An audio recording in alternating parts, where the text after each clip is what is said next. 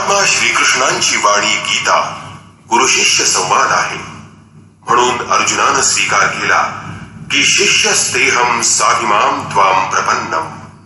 भगवान, मी आपला शिष्य आहे, आपल्याला शरण आलोय. मला असा उपदेश करावा ज्यामुळे मला परमश्रेयाची प्राप्ती होईल. म्हणून त्या परमगुरूच्या चरणी गीता आरंभ करण्यापूर्वी ही स्तुती गुरुवंदना प्रस्तुत करण्यात येत आहे. ओम श्री सद्गुरुदेव भगवान की जय.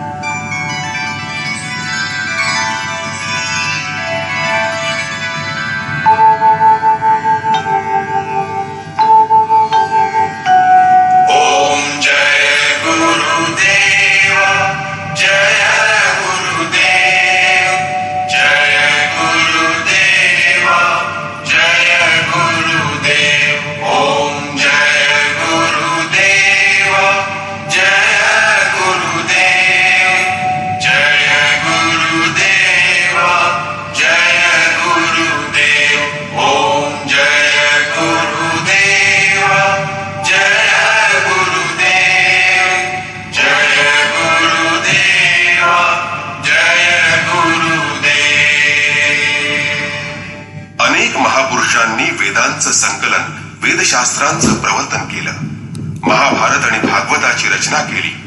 परंतु या सर्वांमध्ये जर कुठल्या ग्रंथाला विशेष महत्व प्राप्त झालं असेल तर तो ग्रंथ म्हणजे योगेश्वर श्रीकृष्णाच्या मुखातून साकार झालेली श्रीमद भगवत गीता. पूजा अर्चांचे अनेकविध प्रकार आणि कर्मकांडाच्या परस्पर विरोधी पद्धती धर्माच्या नावाखाली प्रचलित आहेत. धर्माचा मुख्य उद्देश परमेश्वराचा शोध घेणं हा आहे. कल्याणकारी परमेश्वर एक आहे आणि त्याच्या प्राप्तीकरता पालन केल्या जाणाऱ्या विविध मार्गांना धर्म म्हणतात. जर परमेश्वर एक आहे, त्याची प्राप्ती करण्याचं सर्वांचं उद्दिष्टही एक आहे, तर मग अनेकविध मार्ग अथवा पंथ कशासाठी? या सर्व प्रश्नांच्या समाधानासाठी ध्वनिफीतीच्या रूपानं यथार्थ गीतेचा भावांश प्रस्तुत होत आहे. धर्माचं खरंखुरं स्वरूप आणि परमेश्वर प्राप्तीच्या मार्गांचं शास्त्रशुद्ध विवेचन करणारा ग्रंथ म्हणजे योगेश्वर श्रीकृष्णानं सांगितलेली गीता होय. जगातल्या प्रत्येक महापुरुषानं दिलेल्या शिकवणुकीचं सर्व वेदांचं सार म्हणजे गीता होय. इतकंच नव्हे तर असंख्य गूढ गंभीर विषयांचं विवेचन करणाऱ्या या परमरहस्यमयी ग्रंथाचं महात्म्य वर्णन करण्याचं सामर्थ्य कोणातही नाही. संपूर्ण मनुष्य जातीच्या कल्याणासाठी गीता हे भगवंतानं सांगितलेलं एकमेव अतर्क्य तरीही अनुपम शास्त्र आहे. महाभारतातील एक अशी आख्यायिका आहे की जेव्हा पांडव आणि कौरवांचं सैन्य एकमेकांसमोर उभं ठाकलं तेव्हा सगळ्या निशाचरांनी अथवा राक्षसांनी कौरवांमध्ये आणि सगळ्या देवांनी पांडवांमध्ये प्रवेश केला. प्रस्तुत कथेचा दाखला किंवा दृष्टांत देऊन महर्षी व्यास म्हणतात की गीतेतील सगळी पात्र प्रतिकात्मक असून एकतर देव आहेत किंवा दानव अर्थात राक्षस आहेत. अनादी अनंत काळापासून प्रत्येक मनुष्याच्या हृदयात दोन प्रवृत्ती वास करताना दिसतात. मनुष्य जेव्हा जेव्हा आपल्या आत्माविष्काराच्या दिशेनं या दैवी शक्तींच्या मदतीनं प्रवास सुरू करतो तेव्हा तेव्हा काम, क्रोध, राग, द्वेष इत्यादी राक्षसी गुण त्यामध्ये अनेक अडथळे निर्माण करतात. या सर्वांवर मात करणं खरं म्हणजे एखाद्या युद्धाप्रमाणेच आहे. स्वजनांना युद्धभूमीवर पाहून अर्जुनाच्या मनात विषाद आणि शंका उत्पन्न झाली. यशाबद्दल खात्री वाटेनाशी झाली आणि भीती तसंच शोकानं तो व्याकुळ झाला. कुळाचा नाश, वर्णसंकरामुळे पितरांना होणारा नरकवास आणि धर्माचा नाश अशा विविध शंकांच्या विचारांनी तो संभ्रमित झाला. या सर्व शंकांच्या निरसनासाठी भगवान श्रीकृष्णांना 18 अध्यायांनी युक्त अशी गीता सांगावी लागली. सरतेशेवटी भगवंतानं अर्जुनाला विचारलं, आता तरी तुझ्या मनातली शंका फिटली अथवा नाही? तेव्हा अर्जुनानं मान्य केलं की भगवन, आता माझ्या मनातल्या शंका कुशंकांचं मळभ पूर्णपणे दूर झालंय आणि यापुढे मी आपल्या आज्ञेप्रमाणे आणि उपदेशाप्रमाणे वागेन. खरं पाहता अर्जुन केवळ निमित्त मात्र असून वरील सर्व शंका कुशंका आणि प्रश्न संपूर्ण मानवजातीच्या मनातले आहेत. फळ म्हणजे काय, यश म्हणजे काय, शाश्वत सुखाची प्राप्ती कशी होईल आणि म्हणूनच सर्व स्त्री पुरुष, आबालवृद्ध किंबहुना संपूर्ण मानवजातीसाठी गीतेच्या या 18 अध्यायांचं भक्तिभावपूर्वक श्रवण, चिंतन आणि मनन अत्यंत आवश्यक आहे. ज्या योगी परमेश्वर चिंतनात सदैव रममाण होता येईल, शिवाय मुलांवर देखील कल्याणकारी संस्कार होतील. श्रीमद भगवद्गीतेच्या आकलनाशिवाय परमेश्वर प्राप्तीचा मार्ग मिळणं केवळ अशक्य आहे. अखंड सौख्य, शाश्वत शांती आणि मूलभूत शंकांचं समाधान हे उद्देश लक्षात घेऊन या ध्वनिफीती संकलित केल्या गेल्या आहेत. यांच्या नियमित श्रवणानं केवळ स्वतःच कुटुंब नव्हे तर संपूर्ण समाजावर सुसंस्कार घडवता येतील.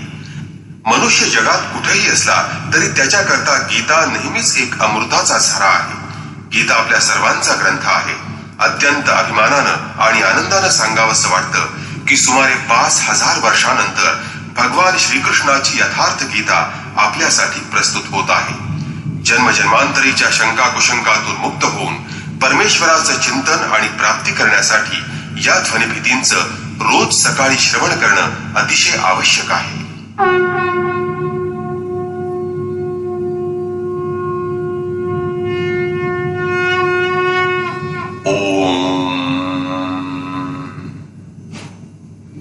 श्री परमात्मने नमः. यथार्थ गीता, श्रीमद् भगवद गीता, अथ प्रथमोऽध्यायः. अध्याय पहिला.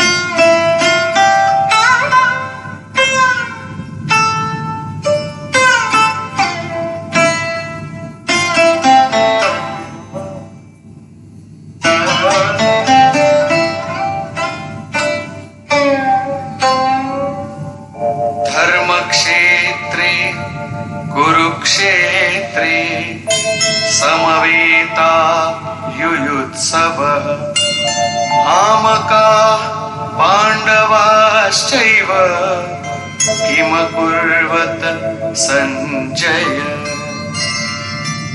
धृतराष्ट्रानं विचारलं, हे संजया, धर्मभूमी अशा कुरुक्षेत्रावर युद्धासाठी एकत्र जमलेल्या माझ्या पुत्रांनी आणि पांडूच्या पुत्रांनी काय केलं? अज्ञानरूपी धृतराष्ट्र आणि संयमरूपी संजय. अज्ञान हे मनाच्या अंतरंगात वसत असतं. या अज्ञानात मन गुरफटलं जातं. धृतराष्ट्र हा जन्मांध आहे, परंतु संयमरूपी संजयाच्या माध्यमातून तो कुरुक्षेत्रावरील घडामोडी पाहू शकत आहे, ऐकू शकत आहे. त्याला निश्चित माहित आहे की परमात्मा हेच एकमेव सत्य आहे. परंतु त्याचा मोहरूपी पुत्र दुर्योधन जोपर्यंत जिवंत आहे तोपर्यंत त्याचं लक्ष कौरवांवर म्हणजेच पर्यायानं विकारांवर केंद्रित झालं आहे. धर्म हे एक पवित्र क्षेत्र आहे. जेव्हा हृदयरूपी देशात दैवी संपत्तीचा प्रभाव असतो तेव्हा शरीर धर्मक्षेत्र बनतं, आणि जेव्हा इथं आसुरी संपत्तीचा प्रभाव असतो तेव्हा तेच शरीर कुरुक्षेत्र बनतं. कुरु म्हणजे करा हा शब्द आदेशात्मक आहे. श्रीकृष्ण म्हणतात, प्रकृतीतून निर्माण होणाऱ्या त्रिगुणांनी प्रवृत्त होऊन मनुष्य कर्म करत असतो. तो क्षणमात्रही कर्माशिवाय राहू शकत नाही. ते गुण त्याच्याकडून कर्म करवून घेत असतात. तो झोपलेला असला तरी त्याचं कर्म चालूच असतं. अर्थात ते कर्म म्हणजे शरीर निरोगी ठेवण्याचा तो एक प्रकारचा आहारच आहे. हे तिन्ही गुण मनुष्याला देवापासून क्षुद्र किड्यापर्यंत देहबद्ध करीत असतात. जोपर्यंत प्रकृती आणि प्रकृतीपासून उत्पन्न होणारे तिन्ही गुण अस्तित्वात आहेत तोपर्यंत कुरु म्हणजे करा चालूच राहील. आणि म्हणून जन्म मृत्यूचं क्षेत्र, विकारांचं क्षेत्र हे कुरुक्षेत्र आहे. तर परमश्रेष्ठ परमात्म्यात प्रवेश देणारं, विलीन करणारं पुण्यशील प्रवृत्तीचं पांडव क्षेत्र म्हणजे धर्मक्षेत्र आहे. पुरातत्ववेत्ते पंजाब, काशी, प्रयाग, मध्य प्रदेश तसंच इतरही अनेक ठिकाणी कुरुक्षेत्राचा शोध घेत आहेत. परंतु गीताकार श्रीकृष्णानं स्वतःच हे युद्ध कुठं झालं ते सांगितलं आहे. इदं शरीर कौंतेय क्षेत्रमित्यभिधीयते. हे अर्जुना, हे शरीर हेच क्षेत्र आहे, आणि जो हे जाणतो, त्याची मर्यादा समजतो, तो क्षेत्रज्ञ आहे. पुढे त्यांनी त्या क्षेत्राची व्याप्ती सांगितली आहे. त्यात 10 इंद्रिय, मन, बुद्धी, अहंकार, 5 विकार आणि त्रिगुणांचं वर्णन केलं आहे. शरीर हेच क्षेत्र आहे, एक आखाडा आहे. त्यात परस्परांशी झुंजणाऱ्या, झगडणाऱ्या 2 प्रवृत्ती आहेत. एक दैवी संपत्ती आणि दुसरी आसुरी संपत्ती. पांडवरूपी सत प्रवृत्ती आणि कौरवरूपी असत म्हणजेच दुष्ट प्रवृत्ती. अनुभवी महापुरुषाला शरण गेल्यानंतर या दोन्ही प्रवृत्तीमधील संघर्ष संपुष्टात येतो. हा क्षेत्र आणि क्षेत्रज्ञामधील संघर्ष आहे, आणि हाच वास्तविक लढा आहे, युद्ध आहे. विश्वयुद्धांनी इतिहासाची पानं भरून गेलेली आहेत, परंतु त्या युद्धात विजय झालेल्या पक्षाला सुद्धा शाश्वत विजय मिळू शकला नाही. जय पराजय हे बदल असतात. प्रकृतीचं संपूर्णपणे शमन करून तात्पुरतं प्रकृतीच्या पलीकडे असणाऱ्या सत्तेचं दर्शन घेणं, ज्ञान मिळवणं आणि त्यात प्रवेश करणं हा वास्तविक विजय आहे. हा एक असा विजय आहे की ज्याच्यानंतर कधीही हार नाही, पराजय नाही. हीच खरी मुक्ती आहे की जिला जन्म मृत्यूचं बंधन नाही. या प्रकारे अज्ञानानं प्रभावित असणारं प्रत्येक मन संयमाच्या द्वारे क्षेत्र आणि क्षेत्रज्ञ यांच्या युद्धात काय झालं हे जाणू शकतं. अर्थात संयम जेवढा जागृत होईल त्याच प्रमाणात त्या व्यक्तीला दृष्टी प्राप्त होईल. संजय उवाच.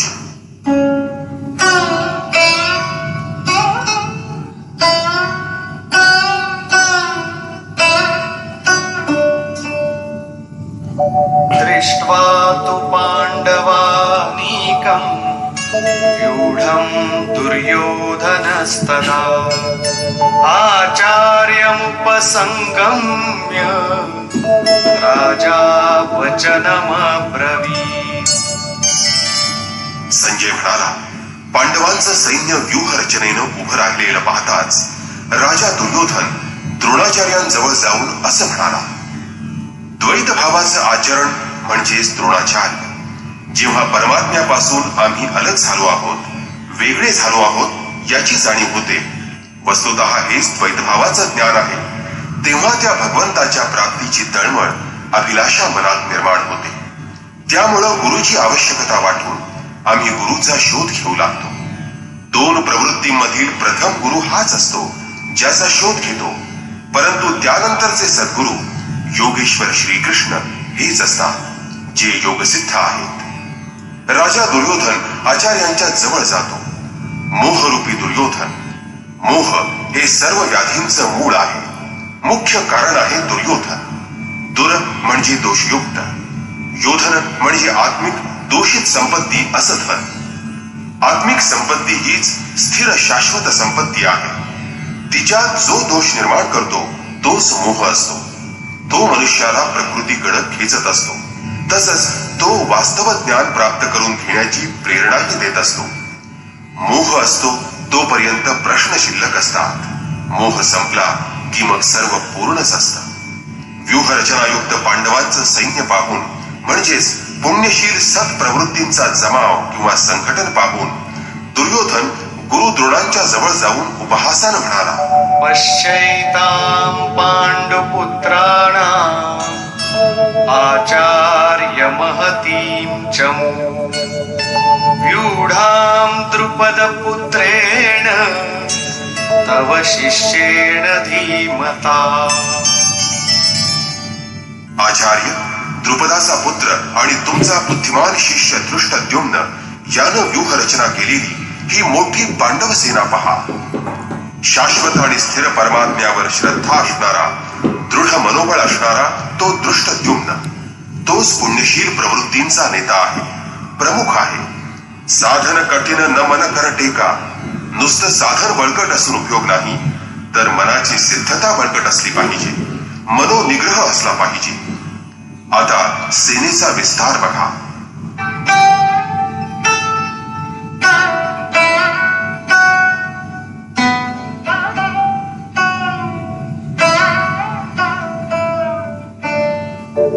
अत्र शूरा महेश्वासा भीमार्जुन समायुधि युयुधानो विराटश्च द्रुपदश्च महारथः.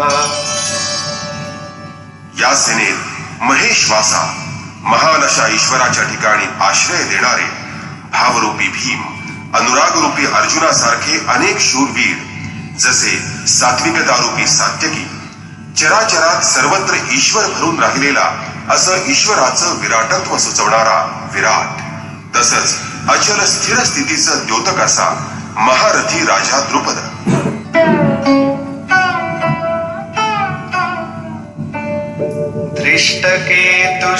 धृष्टकेतुश्चेकितानः काशीराजश्च वीर्यवान् पुरुजित् कुन्तिभोजश्च शैब्यश्च नरपुङ्गवः. धृष्टकेतू कर्तव्यात दृढ असणारा, चेकितान स्वैरवैर भटकणाऱ्या मनाला लगाम घालून योग्य स्थळी मन स्थिर ठेवणारा, काशीराजा, कायारूपी काशीमध्ये साम्राज्य आहे, पुरुजित स्थळ सूक्ष्म आणि कारण अशा शरीरावर विजय मिळवून देणारा, कुंतीभोज कर्तव्याच्या सहाय्यानं मृत्यू लोकावर विजय मिळवणारा, सर्व मनुष्यांमध्ये श्रेष्ठ, शैब्य म्हणजे सत्य व्यवहार. युधामन्युश्च विक्रान्तः उत्तमौजाश्च वीर्यवान् सौभद्रो द्रौपदेयाश्च सर्व एव महारथाः. युद्धाला आवश्यक मनोधारणा असणारा पराक्रमी युद्धामन्यू, ज्याच्याजवळ उत्तम प्रकारचं ओज आहे, तेज आहे असा उत्तमौजा, भक्कम आधार पाठबळ मिळालं की मन निर्भय बनतं, अशा भक्कम आधारामुळे जो निर्भय आहे असा सुभद्रा पुत्र अभिमन्यू, ध्यानरूपी द्रौपदीचे 5 पुत्र वात्सल्य, लावण्य, सहृदयता, सौम्यता आणि स्थिरता, हे सर्वजण थोर महारथी आहेत. साधनेच्या मार्गावर वाटचाल करण्याची त्यांची संपूर्ण योग्यता आहे, क्षमता आहे. अशा प्रकारे पांडवांच्या पक्षातील दैवी संपत्तीने युक्त असणाऱ्या 15-20 योद्ध्यांची नावं दुर्योधनानं घेतली. असत प्रवृत्तींचा राजा असूनही मोहामुळेच सत्प्रवृत्ती समजणं अशक्य होतं. मोह तिथं अडसररूप बनतो. त्यानंतर स्वतःच्या पक्षातील योद्ध्यांविषयी तो संक्षेपानं द्रोणाचार्यांना सांगतो. जर बाह्य युद्ध असेल तर आपल्या फौजेची बढाई त्यानं मारली असती. इथं विकार कमी सांगितले गेले कारण विकार नाशवंत असतात आणि त्यांच्यावर विजय प्राप्त करावयाचा आहे. फक्त 6-7 विकारच त्याने सांगितले की ज्यांच्या अंतरंगात संपूर्ण बहिर्मुखी प्रवृत्तींचा वास आहे.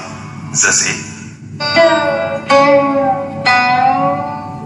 अस्माकं तु विशिष्टाये तान्निबोध द्विजोत्तम नायका मम सैन्यस्य संज्ञार्थं तान् ब्रवीमि ते.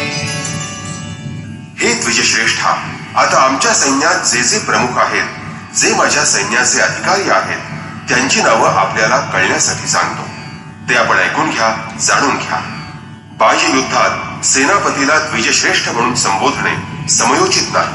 वास्तविक गीता म्हणजे अंतःकरणातील 2 प्रवृत्तींचा संघर्ष आहे आणि इथं द्वैत प्रवृत्तीचं आचरण प्रतीक म्हणजे गुरु द्रोण आहेत. जोपर्यंत आम्ही आमच्या आराध्यापासून लेशमात्रही अलग असतो तोपर्यंत तिथं प्रकृती विद्यमान असते, द्वैतभाव उपस्थित असतो. या द्वीवर विजय मिळवण्याची प्रेरणा आम्हाला गुरु द्रोणाचार्यांपासून मिळत असते. आमचं अर्धवट अपूर्ण ज्ञानच आम्हाला पूर्ण ज्ञान प्राप्त करण्याची प्रेरणा देत असतं. ते पूजास्थळ नाही, मंदिराचं प्रांगण नाही, ती युद्धभूमी आहे. तिथं शौर्य सूचक संबोधन असायला हवं. आता असत प्रवृत्तींचे प्रमुख कोण कोण आहेत? भवान् भीष्मश्च कर्णश्च कृपश्च समितिञ्जयः अश्वत्थामा विकर्णश्च सौमदत्तिस्तथैव च. एक तर स्वतः आपण म्हणजे द्वैत भावाचे आचार्य आहात. भ्रमरूपी संदेहरूपी पितामह भीष्म आहेत. भ्रम हे या विकारांचं उद्गम स्थान आहे आणि अंतापर्यंत तो जिवंत राहत असतो, म्हणून तो पितामह आहे. सर्व सेना मरून गेली तरी हा जिवंत होता. शरशय्येवर निश्चेतन अवस्थेत पडून होता, पण तरीही तो जिवंत होता, म्हणून भीष्म हा भ्रमरूप आहे. याप्रमाणेच असत कर्मरूपी कर्ण आणि संग्रामात सदैव विजयी होणारे कृपाचार्य आमच्या पक्षात आहेत. साधनेच्या अवस्थेत साधकाकडून घडणारं कृपेचं आचरण म्हणजेच कृपाचार्य होय. परमेश्वर कनवाळू आहे, तो कृपेचं धाम आहे. त्याच्या प्राप्तीनंतर संताचं स्वरूपही असंच कनवाळू बनतं. परंतु या साधनेच्या काळात जोपर्यंत आम्ही परमेश्वरापासून अलग राहतो तोपर्यंत तोही आमच्यापासून दूरच असतो, अलग असतो. असत प्रवृत्ती जिवंत असते, ती मोहानं गुरफटलेली असते. अशा परिस्थितीत साधक जर कनवाळूपणानं वागला तर तो नष्ट होऊन जातो. सीतेनं दया दाखवली, त्यामुळे तिला काही काळ लंकेत राहून प्रायश्चित्त करावं लागलं. विश्वामित्र क्षणभर दयार्द्र बनले, त्यामुळे त्यांना पतित व्हावं लागलं. योगसूत्रकार महर्षी पतंजलीही म्हणतात, ते समाधावुपसगी व्युत्थाने सिद्धयाः. व्युत्थान कालात समाधी अवस्थेतून बाहेर आल्यावर सिद्धी प्रकट होतात. वास्तविक त्या सिद्धी आहेत, परंतु काम, क्रोध, मोह या विकारांनित्याच कैवल्य प्राप्तीमध्ये त्या अडसर रूप, विघ्नरूप आहेत. गोस्वामी तुलसीदासही आपल्या रामचरितमानस या ग्रंथात म्हणतात, छोरत ग्रंथी जानी खगराया विघ्न अनेक करई तब माया रिद्धी सिद्धी प्रेरई बहुभाई बुद्धी ही लोभ दिखावही आई. माया अनेक विघ्न, अडचणी निर्माण करत असते. ती साधकाला अनेक सिद्धी प्रदान करते, साधकाला ती सिद्ध बनवते. असा सिद्धी प्राप्त झालेला साधक मरणासक्त मनुष्याच्या जवळून गेला तरी तो मनुष्य उठून उभा राहील एवढी सिद्धी त्याला प्राप्त होते. अर्थात तो मनुष्य भले जिवंत झाला, पण साधकानं ते स्वतःचं सामर्थ्य समजलं तर तो नष्ट होऊन जाईल. एक रोगी बरा झाला की त्याच्या जागी अनेक रोगी जमतील. त्यामुळे भजन चिंतनामध्ये खंड पडेल आणि साधक त्यामुळं इतका बहकत जाईल की प्रकृतीचं बाहुल्य वाढून तो प्रकृतीच्या पाशात अडकला जाईल. जर लक्ष्य दूर असेल आणि जर साधकानं कृपाळूपणा केला तर त्याच्या त्या कृपेच्या आचरणामुळं समितिंजय म्हणजेच संग्रामात सदैव विजयी होणारी अशा सर्व सेनेवर तो विजय मिळवू शकेल. आणि म्हणूनच जोपर्यंत लक्ष्यपूर्ती होत नाही तोपर्यंत साधकानं अत्यंत सतर्क सावध राहिलं पाहिजे. दया बिनु संत कसाई, दया करे तो आफत आई. परंतु अपूर्ण अवस्थेत ही दया म्हणजे ज्याचं दमन करण्यास अशक्य अशा असत प्रवृत्तीच्या दुर्धर्ष योद्ध्यासारखी आहे. या प्रकारे आपल्या पक्षात आसक्तीरूपी अश्वत्थामा आहे, विकल्परूपी विकर्ण आहे आणि भ्रममयी श्वासासारखा असणारा भूरिश्रवा आहे. हे सर्व बहिर्मुखी प्रवाहाचे मुख्याधिकारी आहेत. अन्ये च बहवः शूरा मदर्थे त्यक्तजीविताः नानाशस्त्र प्रहरणाः सर्वे युद्धविशारदाः. माझ्यासाठी जीवावर उदार झालेले अनेक प्रकारच्या शस्त्रांनी सज्ज आणि युद्धात कुशल असणारे पुष्कळ वीर इथं युद्धासाठी सिद्ध झालेले आहेत. ते सर्व माझ्यासाठी आपले प्राण द्यायलाही तयार आहेत. अर्थात ते निश्चितपणे किती आहेत ते सांगता येणार नाही. आता कोणती सेना कोणामुळे सुरक्षित आहे यावर दुर्योधन म्हणतो, अपर्याप्तं तदस्माकं बलं भीष्माभिरक्षितम् पर्याप्तं त्विदमेतेषां बलं भीमाभिरक्षितम्. भीष्मानं रक्षण केलेली आमची सेना अफाट असून ती अजिंक्य आहे, तर भीमानं रक्षण केलेली पांडवांची सेना जिंकण्यास सोपी असून ती पर्याप्त म्हणजे मोजकी आहे. इथं पर्याप्त आणि अपर्याप्त हे क्लिष्ट दुर्बोध शब्द दुर्योधनाच्या मनातील शंका किंवा संदेह व्यक्त करीत आहे. आता ज्यांच्यावर कौरवांची पिस्ता आहे ते पितामह भीष्म म्हणजे कोणती सत्ता आहे, तसंच ज्याच्यावर पांडव अवलंबून आहेत तो भीम म्हणजे कोणती सत्ता आहे हे पहावयाचं आहे. यानंतर दुर्योधन सेनेला सूचना देताना सांगत आहे, अयनेषु च सर्वेषु यथा भागमवस्थिताः भीष्ममेवाभिरक्षन्तु भवन्तः सर्व एव हि. तेव्हा सेना व्यूह रचनेत आपापल्या मुख्याच्या जागी उभं राहून आपण सर्वांनी मिळून भीष्माचार्यांचंच रक्षण केलं पाहिजे. जर भीष्माचार्य जिवंत राहतील तरच आम्ही अजिंक्य राहणार आहोत. तेव्हा पांडवांशी लढण्यापेक्षा तुम्ही फक्त भीष्माचार्यांचंच रक्षण करावं. जो स्वतःच रक्षण करू शकत नाही त्याच्या रक्षणाचा भार कौरवांना उचलावा लागत आहे. त्या भीष्माला योद्धा कसं म्हणावं? तो कसला योद्धा? पण इथंच भीष्म म्हणजे भ्रम, विपरीत ज्ञान, संदेह, भ्रांती. भीष्म म्हणजे हाडामांसाचा योद्धा नव्हे. म्हणून भीष्म म्हणजे भ्रम किंवा भ्रांती जोपर्यंत टिकून आहे तोपर्यंत विजातीय म्हणजे दुष्ट प्रवृत्ती अजिंक्य आहे, अजेय आहे. अर्थात अजेय म्हणजे ज्याला जिंकताच येत नाही असा नव्हे, तर अजेय म्हणजे दुर्जय म्हणजेच कष्टानं ज्याला जिंकता येतं असा. महा अजय संसार रिपू जीती सकई सोबीर. जेव्हा भ्रम किंवा भ्रांती नाहीशी होते तेव्हा अज्ञान संपूर्णपणे नष्ट होतं, ते अस्तित्वहीन बनतं आणि आंशिक रूपानं उरलेले मोह वगैरे रिपोही शीघ्र नाहीसे होतात. भीष्माची इच्छा होती इच्छा मरण, पण इच्छा म्हणजेच भ्रांती. इच्छेचा अंत आणि भ्रम नष्ट होणं या दोन्ही गोष्टी एकच आहे. ही गोष्ट संत कबीरानं अगदी सोप्या शब्दात सांगितली आहे. इच्छा काया इच्छा माया इच्छा जग उपजाया कह कबीर जे इच्छा विवर्जित ताका पार न पाया.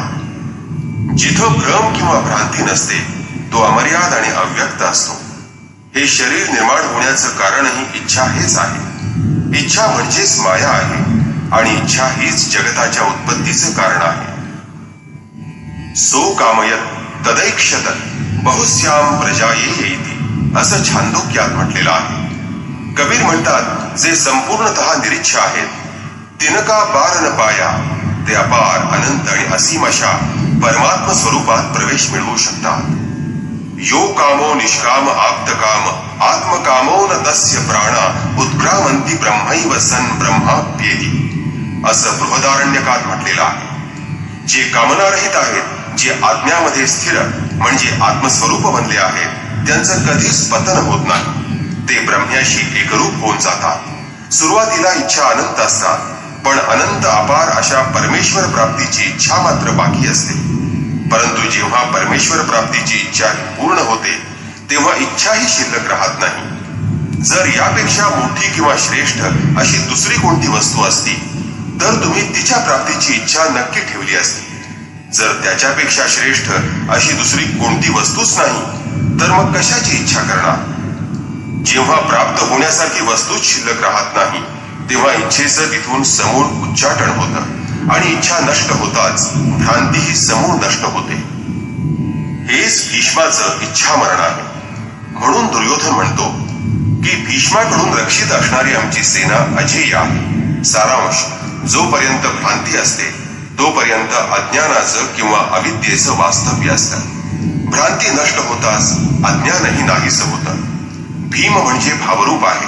त्याच्याकडून रक्षण केली गेलेली पांडवांची सेना जिंकण्यास सुलभ आहे. भावे विद्यते देवः. अविदित परमेश्वराला विदित किंवा ज्ञात करण्याचं सामर्थ्य तसंच क्षमता भावामध्ये आहे. भाववस्य भगवान सुख निधान करुणा अयन असं रामचरितमानसात म्हटलंय. श्रीकृष्णानं या भावालाच श्रद्धा म्हटलं आहे. या श्रद्धेमध्ये परमेश्वराला वश करण्याचं सामर्थ्य असतं. या भावातून श्रद्धेतूनच संपूर्ण पुण्यमय प्रवृत्तीचा विकास होतो.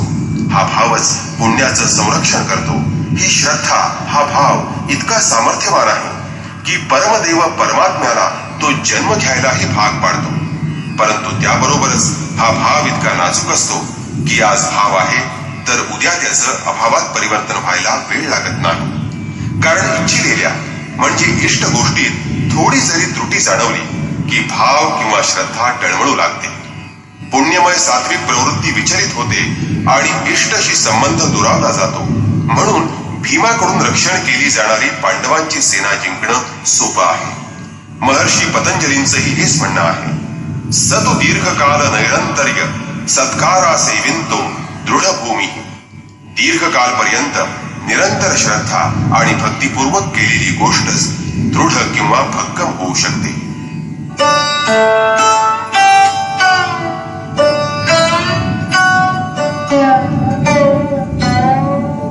तस्य संजनयन् हर्षं कुरु वृद्धः पितामहः. सिंहनादं विनद्योच्चैः शंखं दद्मौ प्रतापवान्. अशा प्रकारे प्रत्येकानं आपापल्या शक्तीप्रमाणे शंख फुंकले. हा शंखध्वनी म्हणजे त्या वीरांनी आपल्या शक्तीप्रमाणे केलेली पराक्रमाची घोषणा होती. कुरुवंशातील महान पराक्रमी पितामह भीष्मांनी दुर्योधनाला आनंद व्हावा म्हणून सिंहगर्जनेप्रमाणे मोठ्या जोरानं आपला शंख फुंकला. हा ध्वनी फार भयावह होता. सिंह म्हणजे भयाचंच प्रतीक. निबिड जंगलात एकांत स्थळी या सिंहाची गर्जना आपल्या कानावर पडली तर सिंह आपल्यापासून कितीतरी मैल लांब बसला तरी भीतीनं आपल्या हृदयाचा थरकाप होतो आणि भयानं शरीरावर सरसरून काटा उभा राहतो. शरीर भीतीनं कापू लागतं. आपली अशी दशा होण्याचं कारण काय? कारण सिंहाविषयीचं भय आपल्या मनात दडून बसलेलं असतं. म्हणजे हे भय आपल्या मनात असतं. प्रकृतीमध्ये हे भय परमात्म्याच्या ठिकाणी नसतं. कारण परमात्मा म्हणजे निर्भयतेचं साम्राज्य. जर भ्रमरूपी भीष्माचार्य विजयी होणार असतील तर आपण ज्या मायारूपी जंगलात भरकटत आहोत ते जास्तच भरकटलं जाऊन भयाची मात्रा वाढेल. भयाचं काळोखी आवरण अधिक दाट होईल. भयाची तीव्रता वाढेल. भयाचा अंधकार मनात अधिक दाटेल. भय आपल्याला भयाशिवाय दुसरं काही देऊ शकत नाही. तेव्हा या प्रकृतीपासून निवृत्त होणं हाच खरा मोक्षाचा मार्ग आहे. ही माया किंवा प्रकृती म्हणजे घोर अंधकाराची पडछाया आहे. कौरव म्हणजे या मायेचं प्रतीक. ते भयाशिवाय दुसरं काही देऊ शकणार नाहीत.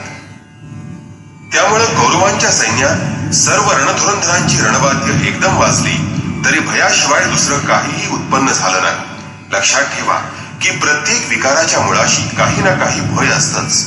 म्हणून त्यांनी आपली रणवाद्य जोरजोरानं फुंकून घोषणा केली.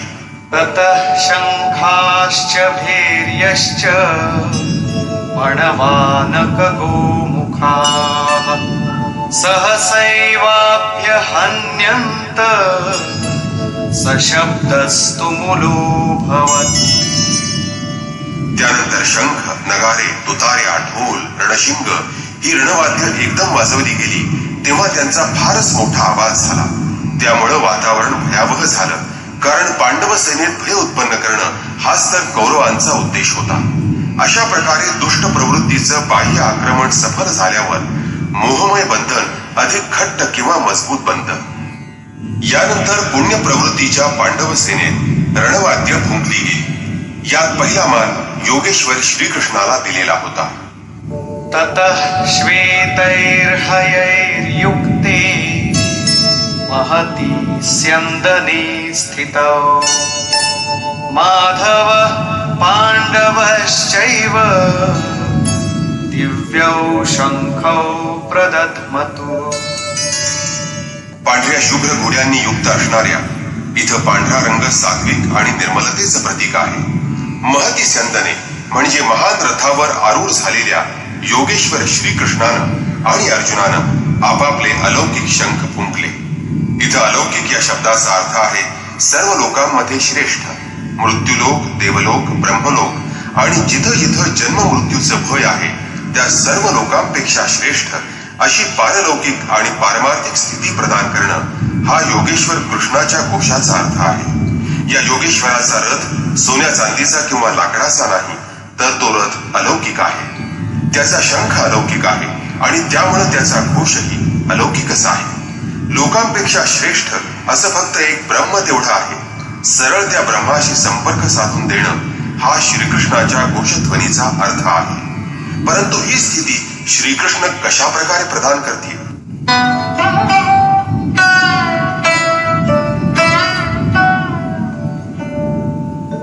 पांचजन्यं ऋषिकेशो देवदत्तं धनञ्जयः पौण्ड्रं दध्मौ महाशंखं भीमकर्मावृकोदरः.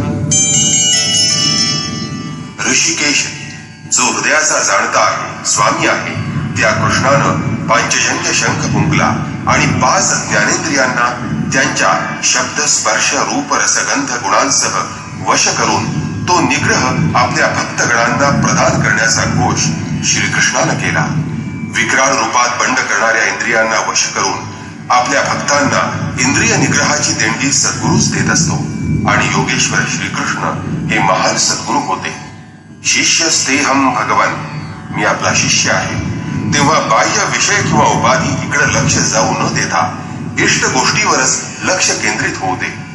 अयोग्य असं काहीही माझ्याकडून पाहिलं जाऊ नये, ऐकलं जाऊ नये किंवा स्पर्शलं जाऊ नये. अर्थात या सर्व गोष्टी सद्गुरूवरच अवलंबून असतात. देवदत्त धनंजय, दैवी संपत्ती आपल्या काबूत ठेवणारा अनुराग म्हणजे अर्जुन होय. इथं अनुराग म्हणजे यथोचित इष्ट असणाऱ्या गोष्टींबद्दल प्रेम असणं. यात विरह, वैराग्य, अश्रुपात याही गोष्टींचा समावेश होतो. गदगद गिरा, नयन बहनीरा, रोमांचक गोष्टीही यात येतात. पण इथं विषय वासनेला, विकाराला लेशमात्र शिरका बसत नाही. जर हा अनुराग यशस्वी झाला तर प्रत्यक्ष परमात्म्यात प्रवेश देणाऱ्या दैवी संपत्तीवर तो अधिपत्य प्राप्त करू शकतो. याचंच दुसरं नाव धनंजय आहे. धन म्हणजे दौलत, संपत्ती. यामुळं शरीराचा उदरनिर्वाह आणि इतर गरजा पूर्ण होत असतात. पण या बाह्य संपत्तीचा आत्म्याशी काहीच संबंध नसतो. या संपत्तीपेक्षा आत्मिक संपत्ती हीच खरी स्वतःची संपत्ती आहे. बृहदारण्य उपनिषदात याज्ञवल्क्यानं मैत्रेयीला समजावताना हेच सांगितलं की पृथ्वीचं स्वामित्व जवळ असलं तरी त्यामुळं अमृतत्वाची प्राप्ती होऊ शकत नाही. ते प्राप्त करण्यासाठी आत्मिक संपत्ती जवळ असणं आवश्यक आहे. तोच त्यावर एकमेव उपाय आहे. यानंतर भयावह अचाट कर्म करणाऱ्या भीमानं पौंड्र म्हणजे प्रीती नावाचा महाशंख फुंकला. प्रीती म्हणजेच भाव किंवा प्रेम, त्याचा उद्गम आणि निवास हृदय असतं. म्हणूनच भीमाला वृकोदर असं म्हणतात. हे प्रेम किंवा हा भाव लहान मुलात दिसून येतो, परंतु वस्तुतः ते प्रेम आपल्या हृदयात असतं. ते मुलांमध्ये फक्त प्रकट होत असतं. हा भाव अगाध आहे, सामर्थ्यवान आहे. त्यानं म्हणजे भावरूपी भीमानं पौंड्र अर्थात प्रीती नावाचा महाशंख फुंकला. हा भाव महान आहे, बलवान आहे, सामर्थ्यवान आहे, पण प्रेमाचं माध्यम असलं तरच. म्हणूनच रामचरितमानसात म्हटलंय, हरि व्यापक सर्वत्र समाना, प्रेमत प्रकट होही मैं जाना.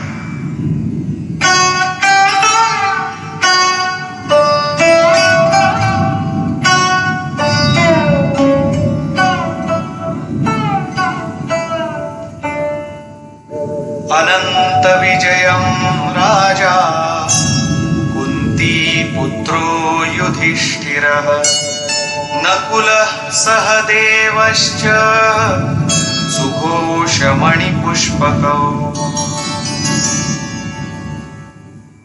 कुंतीपुत्र राजा युधिष्ठिरानं अनंत विजय नावाचा शंख फुंकला. महाभारतात कुंती हे कर्तव्याचं प्रतीक आहे, तर युधिष्ठिर हे धर्माचं प्रतीक आहे. धर्म जर स्थिर आणि सुदृढ ठेवला तरच अनंत विजय, अनंत परमात्म्याची स्थिती प्राप्त करून देईल. जो युद्धामध्ये स्थिर असतो, निश्चल असतो, त्याला युधिष्ठिर म्हणतात. जो प्रकृती, पुरुष, क्षेत्र, क्षेत्रज्ञ यांच्या संघर्षामध्ये स्थिर राहू शकतो, जो महाभयंकर दुःखानही विचलित होत नाही, असा स्थितप्रज्ञच एक दिवस अनंत अविनाशी अशा परमतत्व परमेश्वरावर विजय मिळवू शकतो. नियमरूपी नकुलनं सुघोष नावाचा शंख फुंकला. इथं नकुल हा आचार परंपरेचे नियम पाळण्यात अत्यंत काटेकोर होता आणि म्हणून त्याला नियम असं म्हटलं आहे. तेव्हा जो जो नियम भव्य होईल, उन्नत होईल, म्हणजेच शुद्ध आचार विचार वाढतील, तेव्हा अशुभ किंवा अमंगल नष्ट होत जाईल आणि मंगलकारक, कल्याणकारक, शुभकारक स्थिती निर्माण होईल.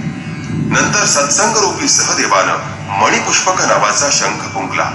विद्वानांनी प्रत्येक श्वासाला बहुमूल्य रत्न असं म्हटलं आहे. हीरा जैसी श्वासा बातों में बीती जाए. आता इथं सत्संग आणि बहुमूल्य श्वास याचा काय संबंध आहे? त्यासाठी सत्संगाचं स्वरूप समजावून घ्यायला हवं. सत्संग दोन प्रकारचे असतात. एक, सत्पुरुषांच्या सान्निध्यात बसून त्यांची अमृतवाणी श्रवण करणं, हा झाला बाह्य सत्संग. पण दुसरा सत्संग हा आंतरिक असतो. भगवान श्रीकृष्णांच्या मते आत्मा हेच एकमेव सनातन सत्य आहे. तेव्हा सर्व प्रकारांनी, बाजूंनी इंद्रियांचं नियमन करून जर मन आत्म्याच्या संगतीत राहील, आत्म्याच्या ठिकाणी रत होईल, तेव्हा तो खरा वास्तविक सत्संग होतो. सतत ध्यान, चिंतन आणि चित्ताची एकाग्रता याचा सतत सराव, अभ्यास केल्यानं हा सत्संग साधला जातो. या सनातन सत्याच्या सान्निध्यात मन जसजसं अधिक क्रमवान होईल, रत होईल, तसतसं प्रत्येक श्वासावरही नियंत्रण ठेवणं शक्य होईल आणि मग मनासहित इंद्रियाचा विरोध होऊ शकेल आणि ज्या दिवशी मन संपूर्ण इंद्रिय निग्रह करू शकेल त्या दिवशी त्याला सनातन तत्वाची प्राप्ती होईल. मग एखाद्या वाद्याच्या सुराप्रमाणे चित्ताचा सूर वाद्याच्या सुरात मिसळून जाईल आणि हाच खरा सत्संग ठरेल. या अर्थानं सहदेवाला सत्संग रूप असं म्हटलं आहे. बाह्य रत्न कठीण आहे, परंतु श्वासरूपी रत्न फुलापेक्षाही कोमल आहे. फूल विकसित झाल्यानंतर किंवा देठापासून तुटल्यावर कोमेजून जातं, परंतु मनुष्य पुढचा श्वास घ्यायला जिवंत राहू शकेल की नाही याची शाश्वती नाही. परंतु आंतरिक सत्संग सफल झाला तर मात्र प्रत्येक श्वासावर नियंत्रण ठेवून परमलक्ष्याची प्राप्ती करून घेता येते. पांडवांचं हेच लक्ष्य आहे. त्या व्यतिरिक्त दुसरं ध्येय किंवा लक्ष्य त्यांना नाही.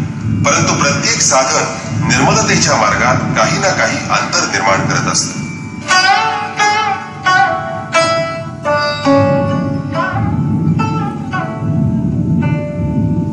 काश्यश्च परमेश्वासः शिखण्डी च महारथः धृष्टद्युम्नो विराटश्च सात्यकिश्चापराजितः. महाधनुर्धारी काशीचा राजा, महापराक्रमी शिखंडी, दृष्टद्युम्न, विराट आणि अजिंक्य असा सात्यकी यांनी आपापले शंख फुंकले. हा शब्दशः अर्थ झाला तरी ध्वन्यार्थ वेगळाच आहे. कायारूपी काशी मनुष्य मनासहित सर्व इंद्रियांचा निग्रह करून कायेमध्येच केंद्रित करीत असतो, तेव्हा तो परमेशाच्या अंतःकरणात प्रविष्ट होतो. परमेश्वराच्या अंतःकरणात प्रवेश देणारी सक्षम शरीर किंवा काया हीच काशी आहे.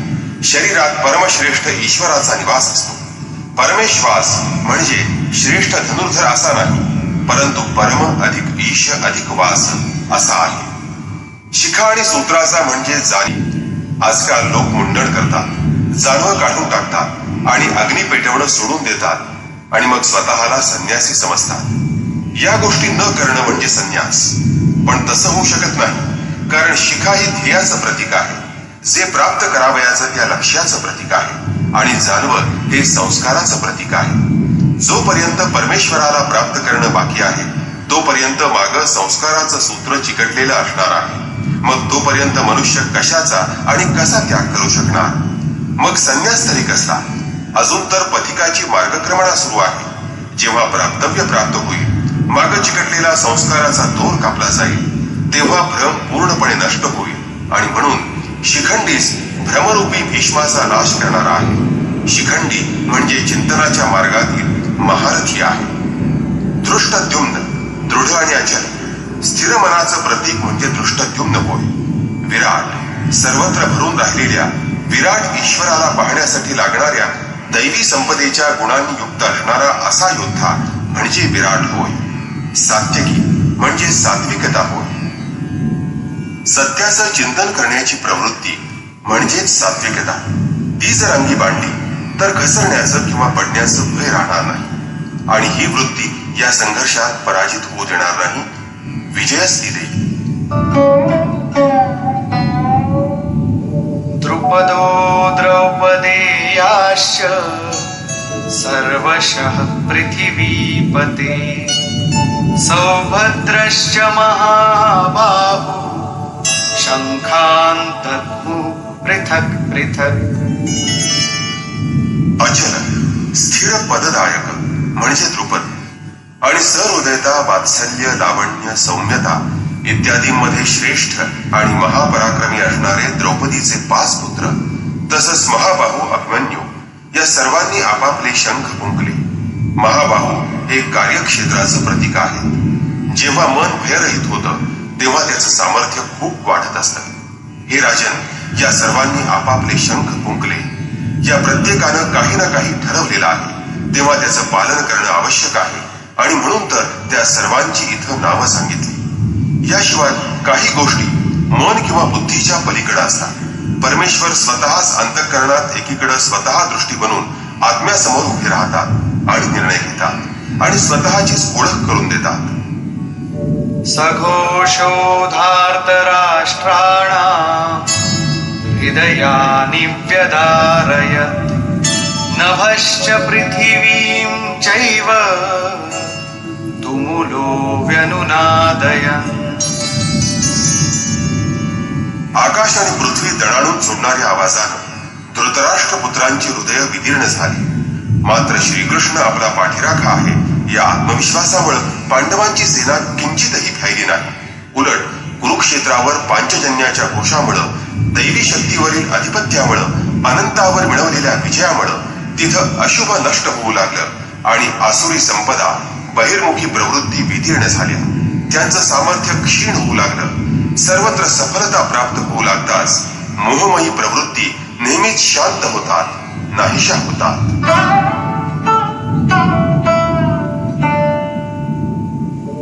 अथ व्यवस्थितान् दृष्ट्वा धार्तराष्ट्रान् कपिध्वजः प्रवृत्ते शस्त्रसम्पाते धनुरुद्यम्य पाण्डवः. ऋषिकेशं तदा वाक्यम् इदमाह महीपते सेनयोरुभयोर्मध्ये रथं स्थापयमेच्युत. संयमरूपी संजयानं अज्ञानानं झाकाळून गेलेल्या धृतराष्ट्राच्या मनाला समजावलं की हे राजन, अर्जुनाच्या ध्वजावर वैराग्यरूपी हनुमान विराजले आहेत. इथं कपिध्वज म्हणजे ध्वज चंचल असतो म्हणून त्याला कपिध्वज म्हटलेलं नाही. इथं ध्वजावर आरूढ झालेला कपी म्हणजे साधंसुधं सामान्य वानर नाही, ते स्वयं हनुमान आहेत. नरोत्तम श्रीरामांचे सेवक वा नरोत्तम आहेत, जे मूर्तिमंत वैराग्य आहेत, ज्यांनी मान अपमान यांचं हनन केलं आहे. राम मान निरादर आदरही, प्रकृतीमध्ये उपलब्ध असणाऱ्या वस्तूंचा, विषयांचा, विकारांचा त्याग म्हणजेच वैराग्य आहे. असं वैराग्य हनुमंताजवळ होतं म्हणून ध्वजेला इथं वैराग्यरूपी ध्वजा असं म्हटलं आहे. ध्वजा ही राष्ट्राची प्रतीक असते, तेव्हा ज्याचं वैराग्य हीच ज्याच्या रथाची ध्वजा आहे, अशा अर्जुनानं कौरव युद्धसिद्ध झाले आहेत आणि शस्त्रास्त्रांचा वर्षाव होण्याची वेळ आली आहे असं पाहून आपलं धनुष्य उचलून जो हृदयाचा झाला आहे, स्वामी आहे, त्या योगेश्वर कृष्णाला सांगितलं, जो कधी च्यूत होत नाही अशा अच्युता, दोन्ही सैन्यांच्या मध्यभागी माझा रथ उभा कर. इथं हा सारथ्याला दिलेला आदेश नाही, तर सद्गुरूला केलेली प्रार्थना आहे. परंतु हा रथ मध्यभागी कशासाठी न्यायचा आहे? यावदेतान् निरीक्षेऽहं योद्धुकामानवस्थितान् कैर्मया सह योद्धव्यम् अस्मिन् रणसमुद्यमे. अर्जुन म्हणाला, हे अच्युता, मध्यभागी रथ उभा केल्यास कोणाकोणाला युद्ध करावयाची इच्छा आहे ते मला पाहता येईल. या महायुद्धात मला कोणाकोणाबरोबर युद्ध करावयाचे आहे तेही मला पाहता येईल. योत्स्यमानान् वेक्षेऽहम् य एतेऽत्र समागताः धार्तराष्ट्रस्य दुर्बुद्धे युद्धे प्रियचिकीर्षवः. धृतराष्ट्राच्या हटवादी पुत्राचं कल्याण इच्छिणारे कोण कोण राजे इथं लढायला आले आहेत ते मला पाहू दे. त्यासाठी हा रथ दोन सैन्यांच्या मध्यभागी उभा कर. दुर्योधन मोहाचं प्रतीक आहे, तेव्हा या मोहमयी प्रवृत्तींचं हित इच्छिणारे असे जे जे राजे इथं आले आहेत त्या सर्वांना पाहण्याची इच्छा आहे. संजय उवाच.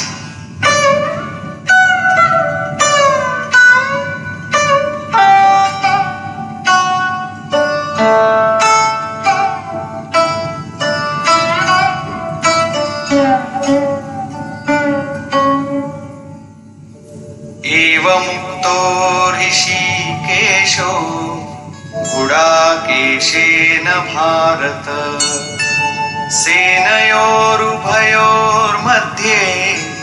स्थापयित्वा रथोत्तमम् भीष्मद्रोणप्रमुखतः सर्वेषां च महीक्षिताम्. उवाच पार्थ पश्यैता समवेतान् कुरुनीति. संजय म्हणाला, निद्राजयी अर्जुनानं असं म्हटल्यानंतर हृदयाचा स्वामी भगवान श्रीकृष्णांनी दोन्ही सैन्यामध्ये भीष्म, द्रोण आणि महीक्षिताम म्हणजे शरीररूपी पृथ्वीवर अधिकार गाजवणाऱ्या राजांच्या मध्ये आपला उत्तम रथ उभा केला आणि ते म्हणाले, पार्था, इथं जमलेल्या कौरवांना पहा. इथं उत्तम रथ म्हणजे सोन्या चांदीचा रथ असा अर्थ नाही. या जगाच्या परिभाषेत उत्तमता ही नश्वर शरीराच्या अनुकूलतेवरून किंवा प्रतिकूलतेवरून ठरत असते. ही परिभाषा अपूर्ण आहे. जर आमच्या आत्म्याची आमच्या प्रकृतीला किंवा स्वभावाला साथ असेल, जिथं कसलाही म्हणजे लेशमात्रही मालिन्य नसेल, तेच उत्तम. उत्तम रथाचा अर्थ असा ध्वनित होतो.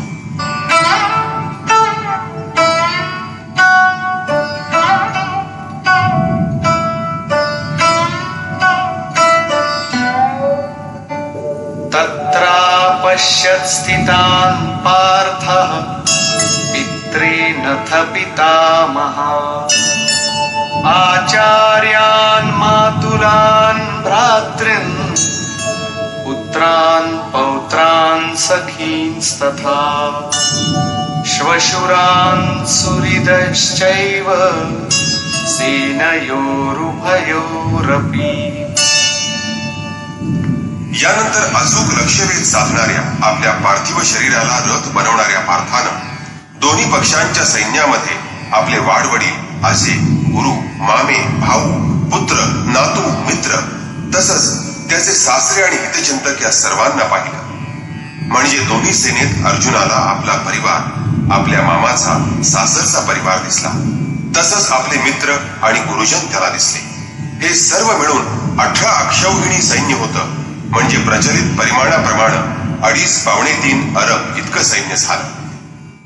महाभारत परिमाणाप्रमाणे 18 अक्षौहिणी म्हणजे 2.5 ते 40 लाख इतकं सैन्य झालं. म्हणजे आजच्या संपूर्ण विश्वाच्या संख्येइतकी ही संख्या झाली. इतक्या लोकांसाठी कधीतरी अन्न समस्या निर्माण झाल्याशिवाय राहणार नाही. पण विशेष म्हणजे एवढी प्रचंड संख्या अर्जुनाच्या फक्त परिवाराची होती. एवढा मोठा कधी कोणाचा परिवार असू शकतो का? हे कधीच शक्य असणार नाही. हे हृदयरूपी देशाचं चित्रण आहे.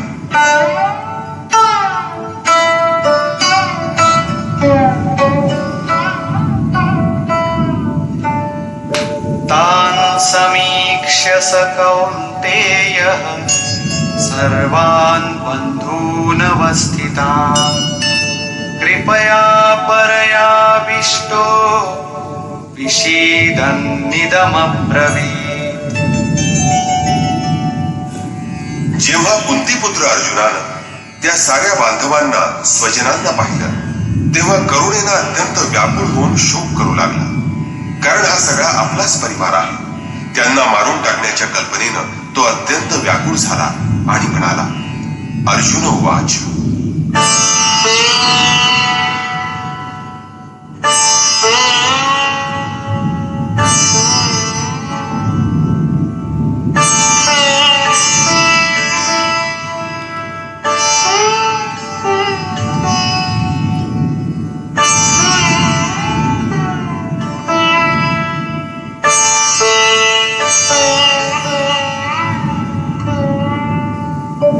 दृष्ट्वेमं स्वजनं कृष्ण युयुत्सुं समुपस्थितम् सीदन्ति मम गात्राणि मुखं च परिशुष्यति वेपथुश्च शरीरे मे रोमहर्षश्च जायते.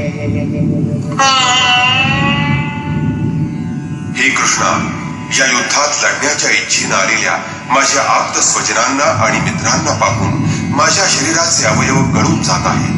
तोंडाला कोरड पडत आहे, शरीराला कंप सुटला आहे आणि माझ्या अंगावर रोमांच उभे राहत आहे.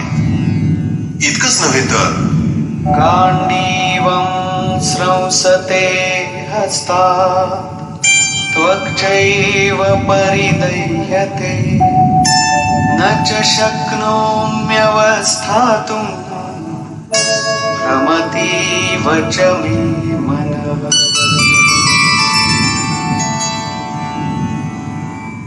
माझं गांडीव धनुष्य माझ्या हातातून गळू लागला आहे. शरीराचा फार दाह होत आहे.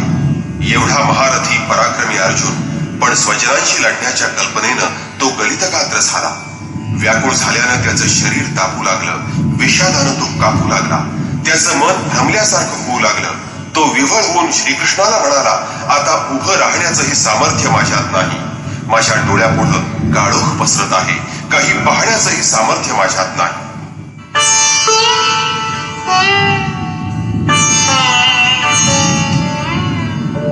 निमित्तानि च पश्यामि विपरीतानि केशव न च श्रेयोनुपश्यामि हत्वा स्वजनमाहवे. हे कृष्णा, या युद्धाची लक्षणं चांगली दिसत नाहीत. मला तर सगळी विपरीतच चिन्ह दिसत आहेत. या युद्धात स्वजनांना मारून कोणतंही कल्याण होणार नाही हेही मला स्पष्ट दिसत आहे. अरे, कुळाचा नाश करून कुणाचं कधी कल्याण होतं का?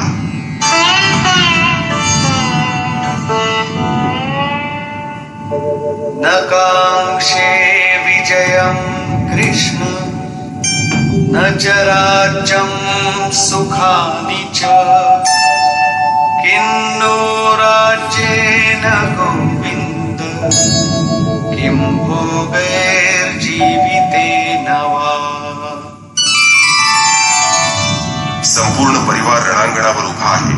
त्याला मारून विजय मिळवणं आणि विजय मिळवलेल्या राज्याचं सुख भोगणं ही गोष्ट अर्जुनाला रुचेना. असं लांछित सुख त्याला नको होतं आणि म्हणून तो श्रीकृष्णाला म्हणाला, हे कृष्णा, मला असा विजय नको आहे. तसंच असं रक्तलांछित राज्य, भोग किंवा असं हे जीवनही मला नको आहे. असलं राज्य आणि सुख प्राप्त करण्यात काय अर्थ आहे? याचं कारण स्पष्ट करताना अर्जुन म्हणतो, येषामर्थे काङ्क्षितं नो राज्यं भोगाः सुखानि च तैमेव स्थिता युद्धे प्राणां त्यक्त्वा धनानि च। ज्यांच्यासाठी आम्ही राज्य, उपभोग आणि सुख यांची इच्छा करावयाची, तेच हे आप्तस्वकीय आपल्या जीविताची आशा सोडून युद्धासाठी सिद्ध होऊन या रणांगणावर उभे राहिले आहेत. आम्हाला राज्य हवं होतं, सुख, उपभोग, संपत्तीही आम्हाला हवी होती, पण ते सर्व आमच्या आप्त स्वजन आणि मित्रांसह हवं होतं. त्यांच्यासह ते भोगण्याची इच्छा होती. परंतु ते सर्व आपल्या जीविताची आशा सोडून इथं आले आहेत. तेव्हा आता मला असं राज्य, उपभोग, सुख, संपत्ती काहीही नको आहे. हे सर्व त्यांच्यासाठी आणि त्यांच्यामुळे प्रिय आहे. तेच जर राहणार नसतील तर सुखभोगाचं आणि राज्याचं प्रयोजन काय? आम्हाला ते नको आहे. जोपर्यंत आप्त, स्वजन आणि मित्र असतात तोपर्यंत मनुष्याच्या इच्छा किंवा वासना तीव्र असतात.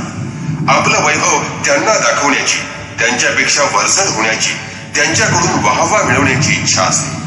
त्यामुळं त्यांच्याशिवाय वैभवाचा उपभोग घेणं हे मानवी मनाला पटत नाही.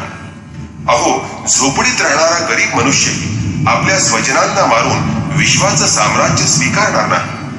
अर्जुन इथं हेच सांगत आहे की आम्हाला उपभोग प्रिय आहेत, विजय हवा आहे, परंतु ज्याच्यासाठी हे सर्व हवं आहे तेच जर जिवंत राहणार नसतील तर त्या सुखवैभवाचं काय प्रयोजन? कारण या युद्धात ज्यांना मारावयाचं आहे ते लोक कोण कोण आहेत ते पहा.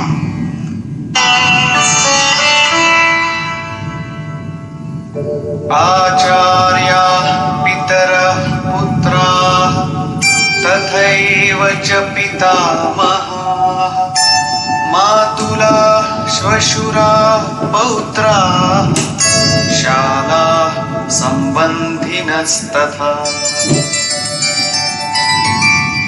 या युद्धात गुरु, वडील, पुत्र, आजे, मामा, सासरे, नातू, मेव्हणे असे अनेक नातलग इथं उपस्थित आहेत. एतान्न हन्तुमिच्छामि घ्नतोऽपि मधुसूदन अपि त्रैलोक्यराज्यस्य हेतो किन्नु मही कृते। हे मधुसूदना, मला जरी कोणी त्रैलोक्याचं राज्य देऊ केलं तरी मला ठार मारण्याची इच्छा करणाऱ्या लोकांना मी मारू इच्छित नाही. मग या पृथ्वीची काय कथा? रणांगणावर उभ्या असणाऱ्या 18 अक्षौहिणी सैन्यात अर्जुनाला आपले सर्व स्वकीयच दिसले. वास्तविक अर्जुन म्हणजे करुणा. करुणेनं ओथंबलेल्या प्रत्येक भक्तापुढं उपासनेच्या प्रारंभी हीच समस्या उभी असते. त्यांना वाटतं की भजन, पूजन, उपासना, आराधना करून परमेश्वराची प्राप्ती करून घ्यावी. परंतु एखाद्या अनुभवी सद्गुरूच्या सहवासात किंवा त्याच्या मार्गदर्शनाखाली उपासना करणाऱ्या भक्ताला जेव्हा क्षेत्र आणि क्षेत्रज्ञ यांच्यातील संघर्षाचं स्वरूप समजतं आणि मग आपल्याला खरं कुणाशी लढावयाचं आहे हे समजतं, तेव्हा तो हताश होतो.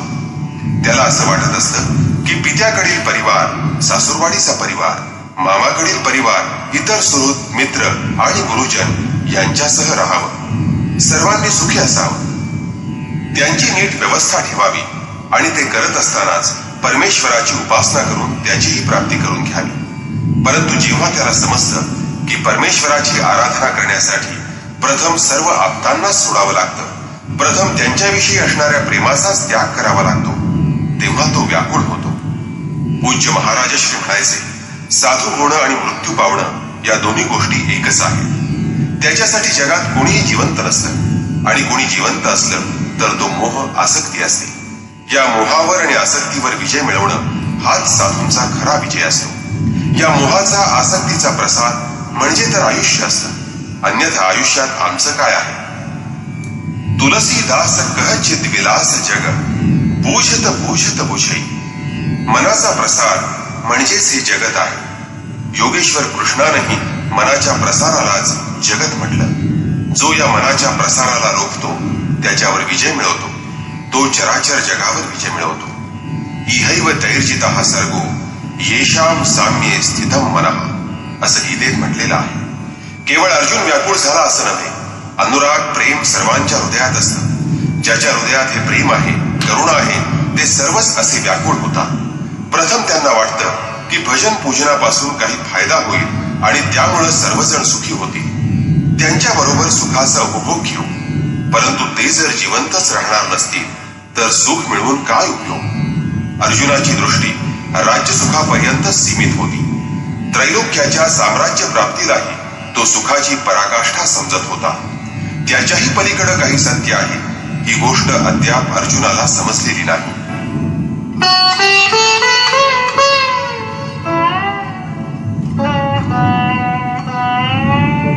निहत्य धार्तराष्ट्रान्न का प्रीति स्यात् जनार्दन, पापमेवाश्रयेदस्मात् हत्वैतानाततायिनः.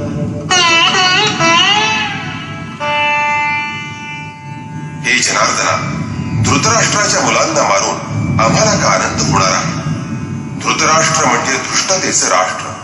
त्याच्यापासून निर्माण होणाऱ्या मोहरूपी दुर्योधनादींना मारून आम्हाला काय समाधान मिळणार आहे? जनार्दना, या आतताई लोकांना मारून आम्हाला उलट पापच लागेल. जो यत्किंचित लाभासाठी अनितीच्या मार्गाचा अवलंब करतो त्याला आतताई म्हटलं जातं. परंतु जो आत्म्याच्या मार्गात अडथळा बनतो तो महाआतताई असतो. काम, क्रोध, लोभ, मोह हे मोक्षाच्या मार्गातील अडथळे आहेत. तस्मान्नार्हा वयं हन्तुं धार्तराष्ट्रान् स्वबान्धवान्, स्वजनं हि कथं हत्वा सुखिनः स्याम माधव. म्हणून हे माधवा, धृतराष्ट्राच्या या पुत्रांना आम्ही मारणं योग्य नाही. अरे, हे स्वबांधव कसे? ते तर शत्रू होते ना. वास्तविक नाती ही अज्ञानातून उत्पन्न होत असतात. हा मामा आहे, हा काका आहे, ही सासूरवाडी आहे, हे आमचे स्वजन आहेत, आप्त आहेत. हे सर्व संबंध अज्ञानातून उत्पन्न होत असतात. अहो, आमचं हे शरीरच जर नश्वर आहे तर ही नाती कुठून टिकणार? जोपर्यंत मोह असतो तोपर्यंत आम्हाला परिवार असतो, आमचे सुहृद असतात, आमची एक दुनिया असते. परंतु जिथं मोह असत नाही तिथं हे कोणतेही संबंध, ही नाती उपस्थित होतच नाही. इथं मोहामुळे अर्जुनाला त्याचे शत्रूही सुहृद वाटू लागले आणि म्हणून तो श्रीकृष्णाला म्हणत आहे की या आप्तांना मारून आम्ही कसे सुखी होणार? जर हे अज्ञान आणि हा मोह नष्ट झाला तर कुटुंबाचं अस्तित्वच राहणार नाही. अर्थात हे अज्ञानच ज्ञानाचं प्रेरक बनत असतं. भर्तृहरी, तुलसीदास इत्यादी अनेक महानुभावांना वैराग्याची प्रेरणा त्यांच्या पत्नीपासून मिळाली आहे. तर कोणी सावत्राईच्या वागण्यामुळे खिन्न होऊन वैराग्याचा मार्ग पत्करला आहे असं आपल्याला दिसून येतं.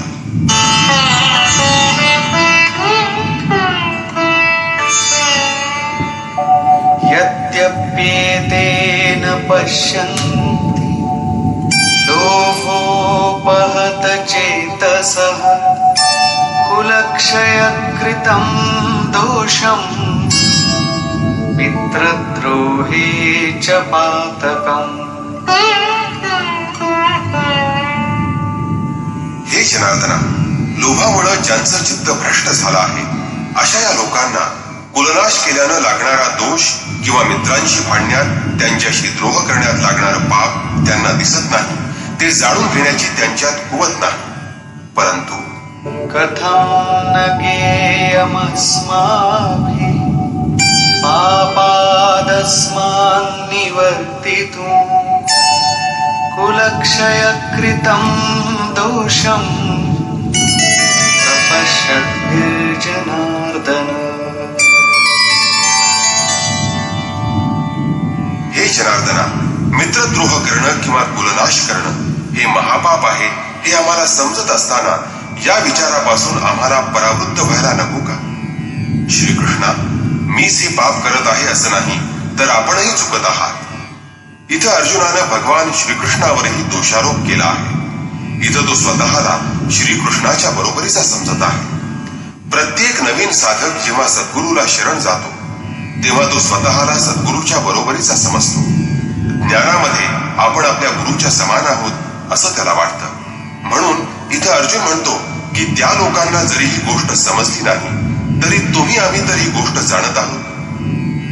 तेव्हा मित्रद्रोह आणि कुलनाश केल्यानं लागणाऱ्या दोषांबाबत आम्हाला विचार करायला हवा. या कुलनाशानं काय घडतं? कुलक्षये प्रणश्यन्ति कुलधर्मा सनातना धर्मे नष्टे कुलं कृत्स्नम् अधर्मोऽभिभवत्युत. कुलाचा क्षय झाला की परंपरागत कुलधर्म नष्ट होतात. इथं अर्जुन परंपरागत कुलधर्म आणि कुलाचार यांनाच सनातन धर्म समजत होता. जेव्हा धर्म नष्ट होतो तेव्हा संपूर्ण कुलावर अधर्माचा पगडा बसतो. संपूर्ण कुळ पापाखाली चिरंट जातं.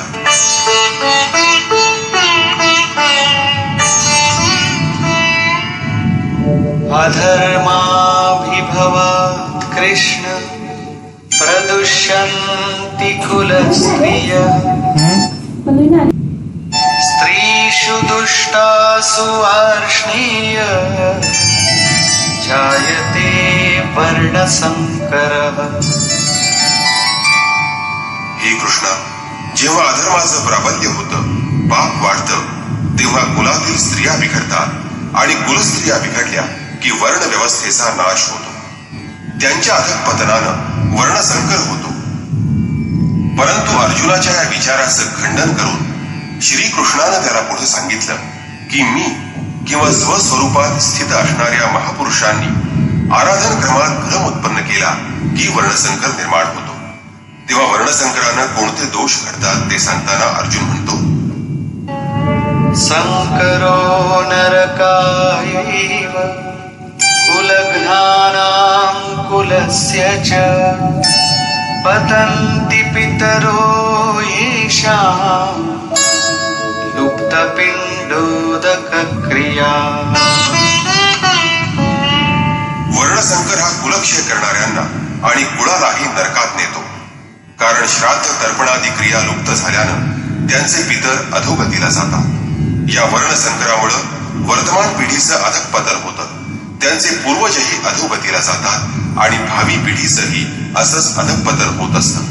इतकंच नाही तर दोषैरेतैः कुलघ्नानां वर्णसंकरकारकैः उत्साद्यन्ते जातिधर्मा कुलधर्माश्च शाश्वता.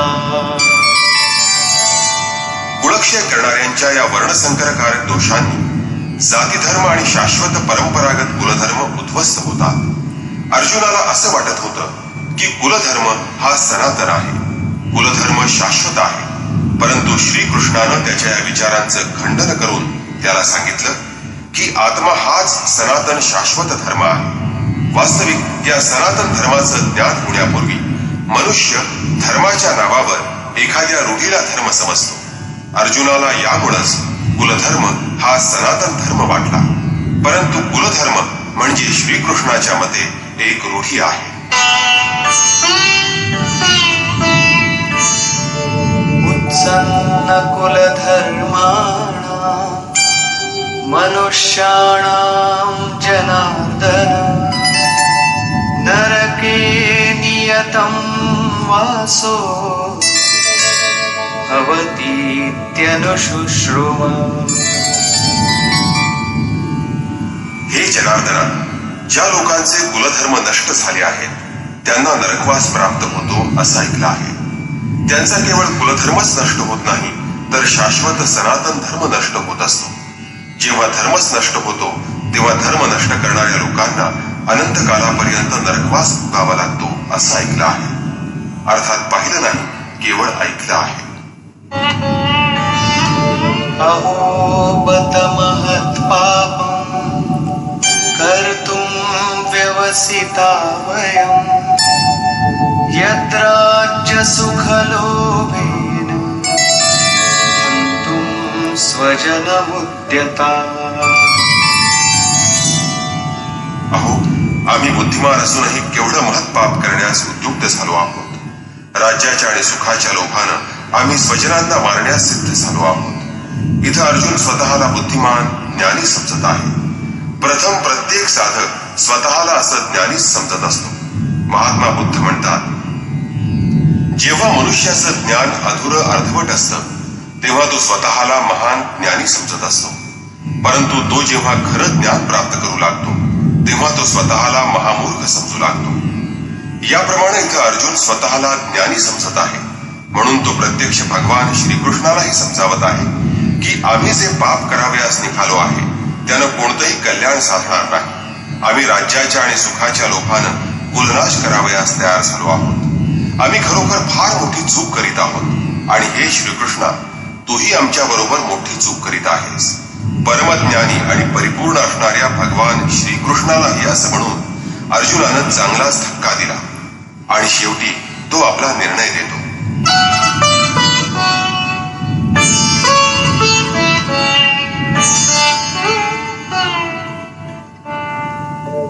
यदि मामप्रतीकारम् अशस्त्रं शस्त्रपाणयः धार्तराष्ट्रारणे हन्युः तन्मे क्षेमतरं भवेत्. धृतराष्ट्राच्या पुत्रांशी लढण्यापेक्षा त्यांनी शस्त्रविरहित आणि प्रतिकार न करणाऱ्या मला युद्धभूमीवर ठार मारलं तरी ते माझ्यासाठी अधिक कल्याणकारक ठरेल. निदान इतिहास म्हणेल की अर्जुन खरोखर समजूतदार होता, म्हणून त्यानं आपले प्राण देऊन एवढी मोठी प्राणहानी करणारं भयंकर युद्ध टाळलं. भोळ्या भाळ्या आणि निष्पाप मुलांचे प्राण वाचवण्यासाठी आणि कुळ नष्ट होऊ नये म्हणून लोक आपल्या प्राणांची आहुती देत असतात. इथं मोहाचं प्राबल्य वाढल्यामुळं, आत्मज्ञान झालं नसल्यामुळं, अज्ञानामुळं अर्जुन असं म्हणत आहे. जेव्हा मोह प्रबळ होतो तेव्हा असंच घडत असतं. मनुष्य अगदी परदेशात जाऊन वैभवशाली प्रासादात राहत असला तरी काही दिवसानंतर त्याला आपली झोपडी आठवते. अर्जुनाचं इथं असंच झाल्यानं तो म्हणत आहे की धृतराष्ट्राच्या शस्त्रधारी पुत्रांनी शस्त्रांचा त्याग केलेल्या आणि प्रतिकार न करणाऱ्या मला रणभूमीवर ठार केलं तरी ते कल्याणकारकच ठरेल. निदान ते तरी सुखी होतील. संजय उवाच.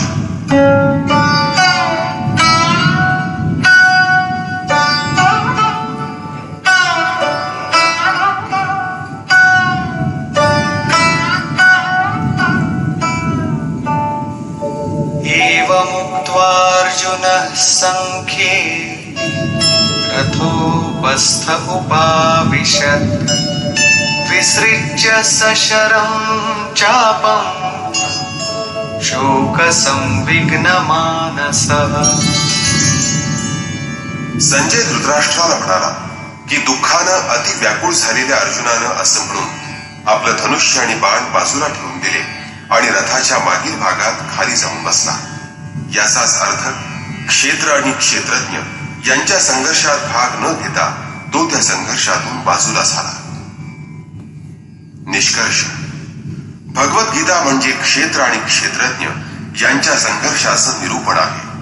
गीता म्हणजे ईश्वरी ऐश्वर्यानं संपन्न अशा भगवत स्वरूपाचं संगीत आहे. हे संगीत जिथं होतं ते युद्ध क्षेत्र आहे शरीर. या शरीरात दोन प्रवृत्ती वसत असतात, एक धर्मक्षेत्र आणि दुसरं कुरुक्षेत्र. इथं त्या दोन्ही क्षेत्रातील सेनांचं स्वरूप आणि त्यांच्या सामर्थ्याचा आधार काय आहे ते सांगितलं. शंखध्वनींनी त्यांच्या पराक्रमाचा परिचय करून दिला. त्यानंतर ज्या सेनांबरोबर युद्ध करावयाचं आहे तिचं निरीक्षण झालं. ती सेना 18 अक्षौहिणी म्हणजे जवळजवळ 3 अब्ज इतकी विशाल होती असं म्हटलं आहे. परंतु ती अनंत अमर्याद आहे. प्रकृतीचे 2 दृष्टिकोन आहेत. एक इष्टोन्मुखी प्रवृत्ती दैवी संपदा आणि दुसरी बहिर्मुखी प्रवृत्ती आसुरी संपदा. दोन्ही प्रकृतीची स्वरूप आहेत. फक्त एक कल्याणकारक मार्गाने प्रयाण करत असते, परधर्म परमात्म्याकडे घेऊन जात असते, तर दुसरी प्रकृतीला दिलासा देत असते. पहिली दैवी संपदा प्राप्त करून आसुरी संपदेचा नाश करते आणि मग शाश्वत सनातन परब्रह्माचा साक्षात्कार होतो. मग दैवी संपदेची आवश्यकताही कमी होत जाते आणि मग युद्धाचा निकाल किंवा परिणामही समजला जातो. अर्जुन जेव्हा सैन्याचं निरीक्षण करतो तेव्हा ज्यांना मारावयाचा आहे तो सगळा आपला परिवार आहे, आप्त मित्र स्वजन आहेत असं त्याला दिसतं. जेवढा आपला संबंध तेवढंच आपलं जग असं प्रत्येकाला वाटत असतं. इथं अर्जुनालाही तसंच वाटलं आहे. दयाशीलतेच्या पहिल्या टप्प्यात पारिवारिक मोह अडसर रूप बाधक ठरत असतो. परंतु जेव्हा साधकाला समजतं की या मधुर संबंधानंच भयंकर विच्छेद होणार आहे, आपण त्यांना जसे समजतो तसे ते संबंध मधुर नाहीत, तेव्हा साधक घाबरा होतो. त्याला प्रथम स्वजनासक्तीला मारणं अयोग्य अनिष्ट वाटतं आणि म्हणून तो प्रचलित रूढीमध्येच आपल्या संरक्षणाचा उपाय शोधू लागतो. इथं अर्जुनानं असंच केलं आहे. इथं तो म्हणतो कुलधर्म हाच सनातन शाश्वत धर्म आहे.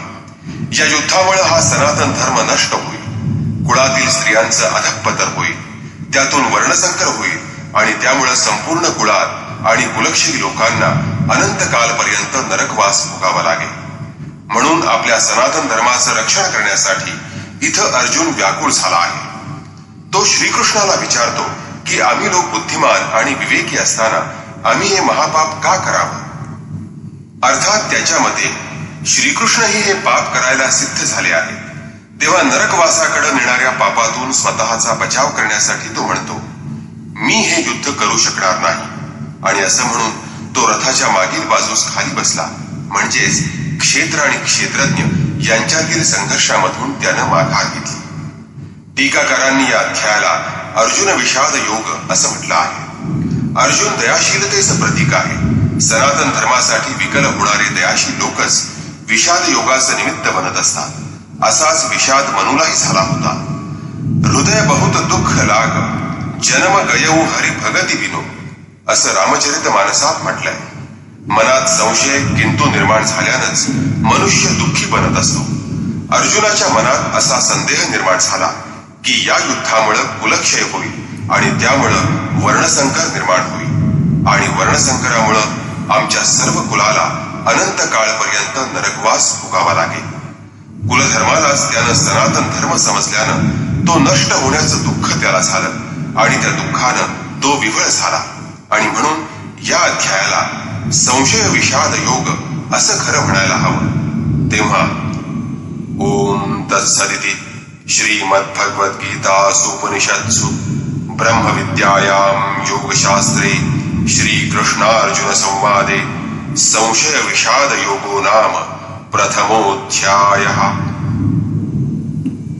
या प्रकारे श्रीमद भगवद्गीता रूपी उपनिषद तसंच ब्रह्मविद्या आणि योगशास्त्र विषयक श्रीकृष्ण आणि अर्जुन यांच्या संवादातील संशय विषाद योग नावाचा प्रथम अध्याय समाप्त झाला.